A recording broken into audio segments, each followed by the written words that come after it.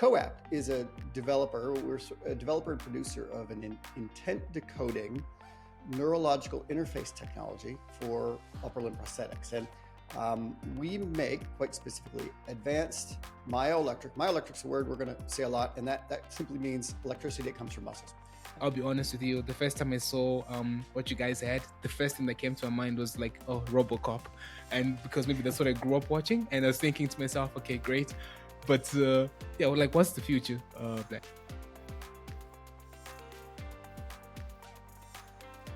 Welcome back to the MedTech 101 podcast. And today we've got an episode that sounds futuristic. The products that's helping a lot of people, particularly people with limbs, particularly upper limbs that are missing. This gives them hope. And joined today with Blair, who's the CEO of a company called Coapt, which is quite exciting, really. When I first saw their products, particularly their Gen 2 products, I was just fascinated by how impactful this technology will be. So without much delay, welcome to the podcast, Blair. Thanks, Rodney. It's a real pleasure to be here with you and chat today. Thank you. So yeah, just to get started, I think, just to get the formalities out of the way, I know you've been CEO for almost 12 years now, and prior to this, you did electrical engineering, and then you did a master's, I think, in biomedical engineering. And that's how your career is kind of shaped. But what could you tell us besides, in terms of your background, what people might not see on LinkedIn, for example? Sure. So yeah, you've got when you say 12 years, that's kind of hard to believe. I've been here with Coapt, but my career, I've been fortunate, and I'll start by saying, happy to give my journey here, but it's certainly not all about me, and I'll get into how awesome our group is and how fortunate I've been to be connected with the right people. But no, you're correct. I have an electrical engineering background by schooling. Sort of early on, right out of the gate from school through graduate studies. I had dabbled a bit in fiber optics, so network technology. I did a little bit of work in the area of kind of advanced new sonar technologies, and had a real interest for communication systems, electronics. I started at a young age, but the communication aspect. I was fortunate to get connected at the university I was at, which is the University of New Brunswick in Eastern Canada. Happens to have just a really well-known program called the Institute for Biomedical Engineering. And that's one of the places where in the 1960s really started a lot of really neat biomedical technology, specifically around this myoelectrics, which we'll get into. And I was introduced there to kind of the communication system of the body, of the human body. And it wasn't something I had really known much about, but it was compelling to me to see that all of the communication things I was interested in a more of a technical world aspect, were paralleled in the human body. And so got connected there with some great people, some great bodies of academic research that had been ongoing for a long time, and really applied what I like to do as far as signal processing and communication systems and solving problems to things with the human body. And it kind of grew from there. I was really finishing up school at an unfortunate time where I joined a group here in Chicago. I'm in Chicago, Illinois, in the US, that was pioneering some really neat surgical technology, sort of a new surgical technique, specifically for upper limb amputees. And I was involved there as a bit of a jack of all trades, to be the glue, as they called me, in all aspects. Through that program, I was there about 9 years, that grew, and it was something that a lot of really interesting science and engineering was happening very quickly. At the time, I was connected with really wonderful clinicians, physicians, engineers, researchers, patients, patient families, you name it, across the board. And it really solidified my love of this space, my position in the field. And what I did there was really develop good relationships with all these people. I'm not a person to think that I can sit here and do it all. And a company like Coapt is something that necessitated having all of the right parts and pieces. As a co-founding group, as a support group, the right people, the right attention at the right time. So my journey kind of led me to be connected to the right people, and just in a space that's just a wonderful intersection of humans and technology, which is something from an early on, I didn't know that's really where my draw was, but it's exciting.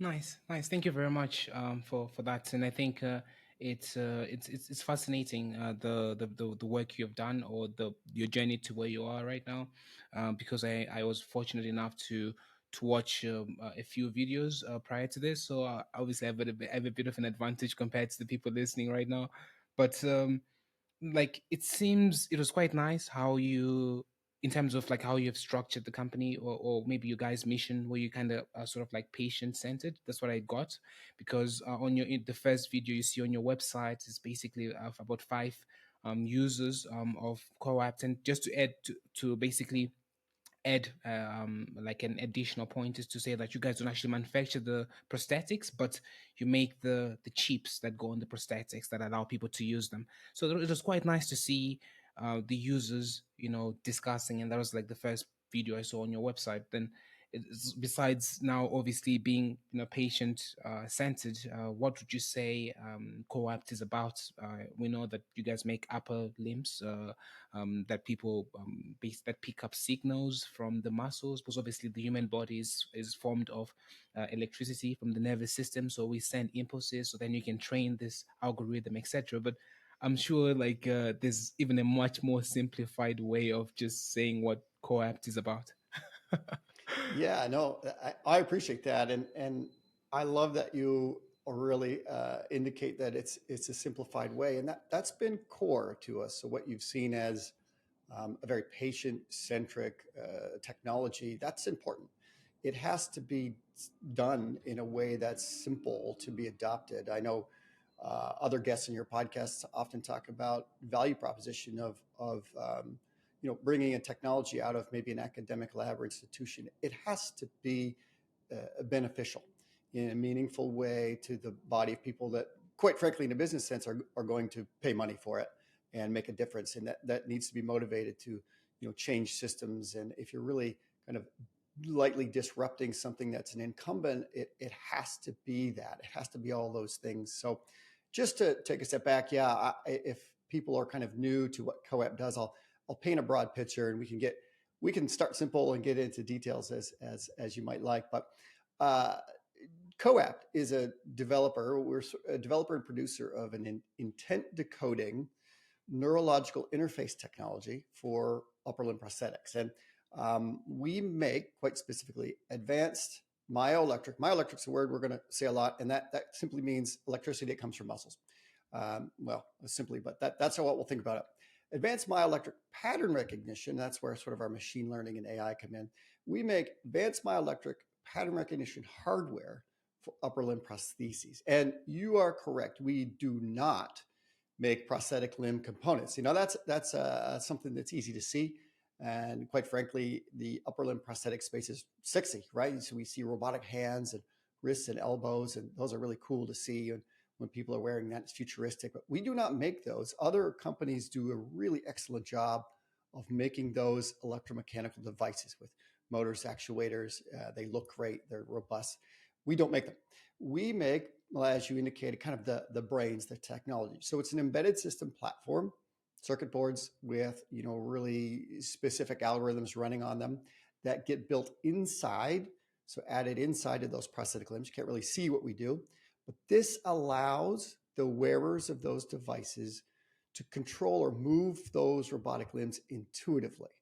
Meaning what we do is we sit between the human and the machine, so the human-machine interface.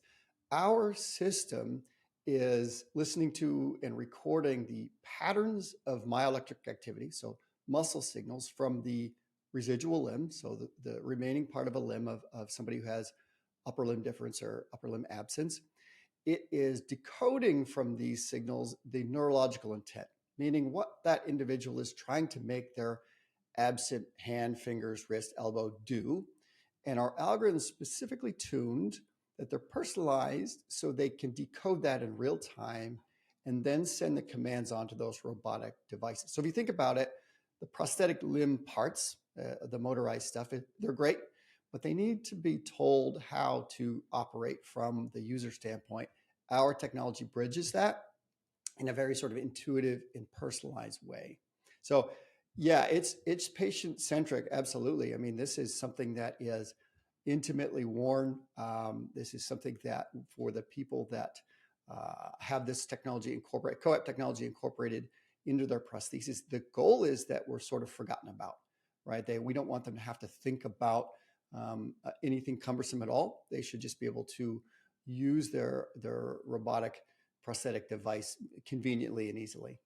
Thank you very much for answering that way, Blair. I think it covers a lot of key points that a lot of people would have been thinking about, and I think it's really fascinating what you guys are doing out there in Chicago. But then, like, just taking it a step back some more, just to go back, like, what would you say is myoelectric technology? I mean, we know it has to do with the muscles. I think the word myo means muscle, and electric, obviously, is the electricity. So, and how do you guys utilize this? Because I think there's quite a lot of interesting engineering happening there. Yeah, there is, and that's a great way to kind of step into a detail and a little bit away from kind of the business or the high level thing. So myoelectric is fun.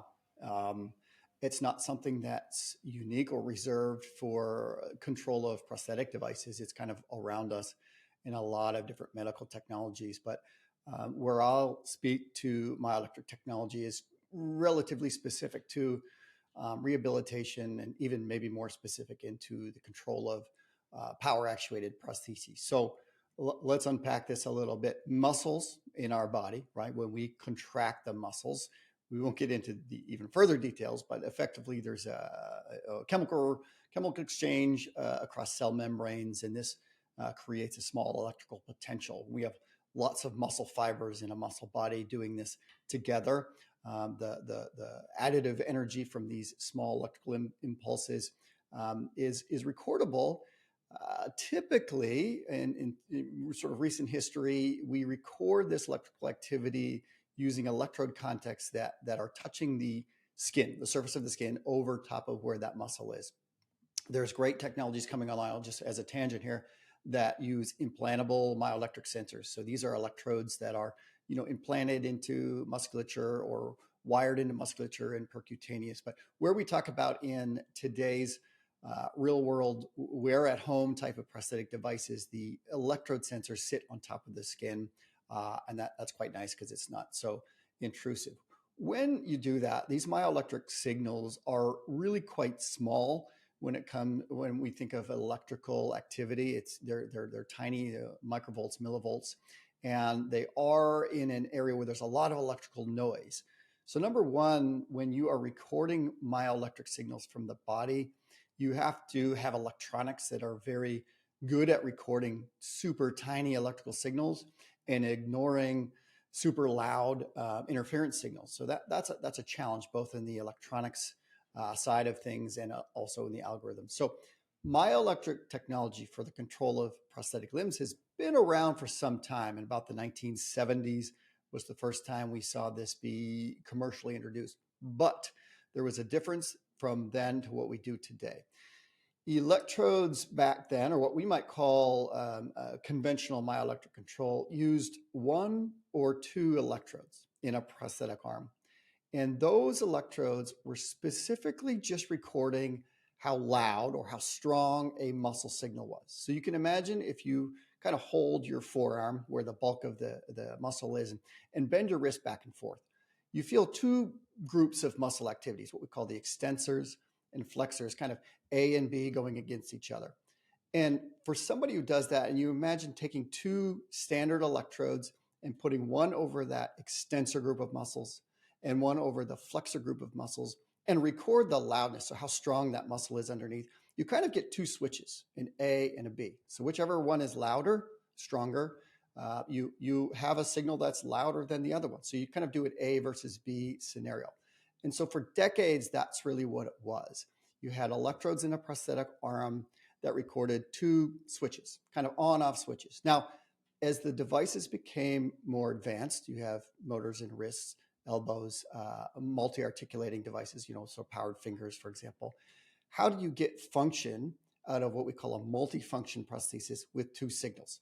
So things were developed like Morse code or little switching mechanisms. You can imagine hitting these switches with your muscle contractions quickly, 2 or 3 impulses at a time, do what we call a co-contraction, which is trying to make both signals. So long story short, you kind of can come up with these cumbersome ways to use two switches, like you had two buttons to control a whole bunch of things. It's fine, but effectively, fundamentally, what we're doing here is the muscle signal itself has a whole lot of information.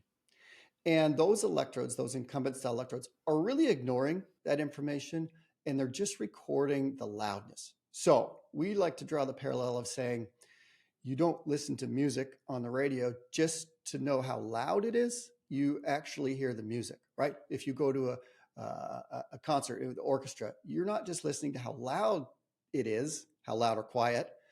You're listening to the content, the full fidelity of that. So moving into today's technology, we have electrodes that are slightly different. We don't just record the loudness of that muscle activity.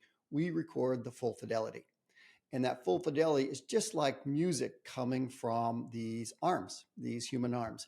And just like a small band, a musical group, maybe of 4 or 5 people, maybe 20, each contributor, each muscle contributes its own bit of the music. And as they do different functions, so now the human, if the human is trying to elicit a point, a finger point from their absent limb or a wrist rotation or a peace sign or other functions, it creates different music, sort of like different songs from that group of muscles. Our system is recording those.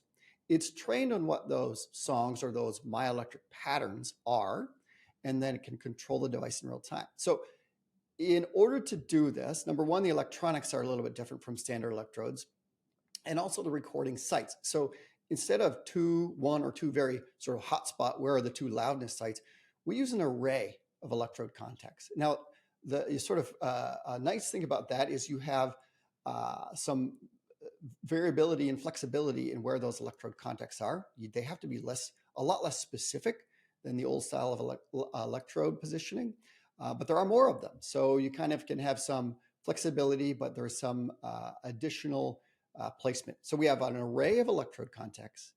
In our case, those are built inside what we call the socket, or the interface part of the prosthetic arm to the human. So they're sort of like typically a little bit of a softer, more compliant material that the residual limb will fit into. And our electrodes are stainless steel contact points. Those are inside of that, so they fit intimately with the skin. Those are wired into our embedded system. The user, when they put this on, sort of in the first little bit, they go through a process of calibrating or personalizing or training the machine learning algorithms to learn them. So they're teaching it their patterns, and the routine to teach it the patterns only lasts about 39 seconds to a minute, and they can repeat or update that anytime they want. It doesn't forget it. It's a computer, it's an embedded system. So you teach it, it learns you. If you want to do it a little bit differently, just show it what you want to do differently. So it's quite personalized to that. So that's the machine learning calibration aspect of it. Now, those patterns are then mapped, obviously, to the functions of that device.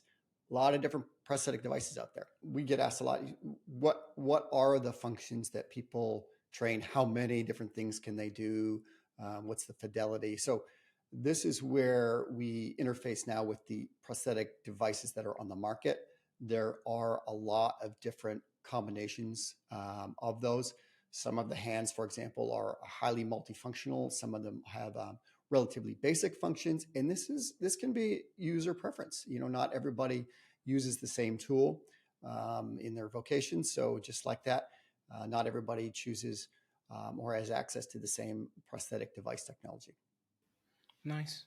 And that's really quite a mouthful in terms of how it works and everything. And one thing that I saw, which I thought was quite important, was how because it basically comes as a as a plain slate, as I would like to call it, and then with each user, because depending on the neurons you have, and the functionality of those neurons, it sort of starts to pick up the signal, and you get to train your own, like basically your own algorithm. So every time it knows what you want and what the other user might want to be different to yours, depending on their sort of like the way they've trained it. So it's something that's highly personalized, something that's really good. And like the next question would be like, how how are you making sure, that AI, like helps people with disabilities? Because obviously now not only do you have this AI complex algorithms learning, and I'm sure this is very useful to you guys. But I'm sure it also means that maybe you can process things faster. You can do a lot more. Maybe it might mean that you might be thinking of possible expansions into other areas of the human body besides the upper limbs. But yeah, like what? I'll send the question back to you. Like, what do you think this means for helping people with disabilities? Yeah, that's lot of great questions. I'll work a little bit backwards there. So yes, and I'll get into this maybe in a little bit, where we are expanding our fundamental technology into other areas, specifically in sort of rehabilitation technologies, other areas of prosthetic and orthotic control, and some other exciting things, including phantom limb pain management, which is a really cool thing. But let's just talk for a second. Yeah, you mentioned sort of AI is interesting. In the last few years, of course, it's very exciting, and no different here. We're onto this. There's a couple most exciting things here. Number one, from the standpoint of what's going on in that wearable hardware. So our system is a real-time embedded system platform. And what it does, make no mistake, we do a good job of taking something incredibly complex from the machine learning algorithms tuned to these biopotential signals. They work well, done in a simplified way. But some of the tools that AI are bringing us allow us to improve those algorithms. And quite frankly, there's so much happening, different models to investigate, different data sets, for example. So we are trying to make that personalization routine that's quite awesome and really beneficial. How can that be even better? How can it be quicker? What could it be seeded with, for example? How could it somewhat automate or further automate that co-learning process? We talk about co-learning. The user is learning to use the technology as the technology is learning them. So what amplifies the pace by which each thing's picked up? AI also, if you kind of move one step away from the embedded system, where we're starting to have the data, sort of this is control data. This is biopotential signals, this incredible patterns, this very rich. What can we do to help bridge the communication gap? Sometimes there are gaps between a prosthesis user and maybe their clinician, where it's hard for the user to articulate maybe challenges they're seeing with function of the prosthetic device. Well, the data is there, and some of the AI, we're finding we train it on known clinical factors, things that are maintenance problems or items we know in signals or tips and tricks that we have found work for people who are learning the technology. Now we can detect where somebody might need to get over that hump and help kind of bridge that gap, because we can indicate to the clinician and patient partnership maybe areas where they can work on. This technology is, we've been on market for 12 years, but it can be new. So somebody who's getting it, it's new to them, and what that is. So AI is really interesting. I think maybe a third area, it's starting to, I anticipate it's going to really be helpful and in predicting or indicating which types of prosthetic devices and which types of control and which types of prosthetic interventions that would be beneficial to different subject populations. And that's an interesting one. Of course, we're very protective of private health information and everything we do from a FDA and HIPAA standpoint. However, it's really exciting when you think a little further out in the future of how some of the rich data that we have could really help get people off to a running start with a prosthetic device. Nice, nice. And I think one thing that you're also doing really well is like actually just continually growing, because I think it's important to mention that you've got a generation two. So for the audience, does that mean there was a Gen 1 products that you've soon overcame and then you developed a new one, which is Gen 2 now, and obviously there's going to be Gen 3. So that's sort of like heading towards the future in terms of what the capabilities and the speed and everything, or with particularly with what Nvidia is doing with the new chips and everything. I'm sure it means a lot for you guys. I'm sure you're looking forward to the excitement in terms of the capabilities you can do. Whether you get it will allow you to refute the noise and pick up the more harder signals to pick up, and usually with the current technology. So I'm kind of excited with this quantum computing coming up and everything. But then the question is now is like obviously what you have right now already sounds so futuristic for so many people, Blair, and many people will be wondering, okay, if this is what we have in the present moment right now, um, what like how do you think the market is in terms of the current state of the market, and the future of state of the market in terms of where we're going, and you be the best person to ask, because to be honest, I'll be honest with you, the first time I saw what you guys had, the first thing that came to my mind was like, oh, Robocop. And because maybe that's what I grew up watching, and I was thinking to myself, okay, great, but yeah, well, like what's the future, Blair? Yeah, no, that's a great question. It's funny you mentioned that. The interesting thing about AI, right? I'm just one opinion here, and I'm, happy to be kind of humble in my corner here. But one thing we notice about AI, right, is there's anxiety about a lot of things. And when you get into med tech or where AI is helpful in healthcare technologies, there's a little bit less anxiety for some, maybe more for others. In our space, we get asked things like, are we concerned that AI will take over? So if we have something that's controlling a prosthetic limb, will that limb start to do something that the user's not intending? Oh, could it hurt them? Could it, have a mind of its own and do something crazy? And no, not really. Effectively, where we're applying the future of technology is just to make that decoding, that connection with the human better. We're not trying to anticipate or predict what a limb is trying to do from a functional task. There may be research out there that is looking at that. You can kind of have some camera-based ideas, et cetera.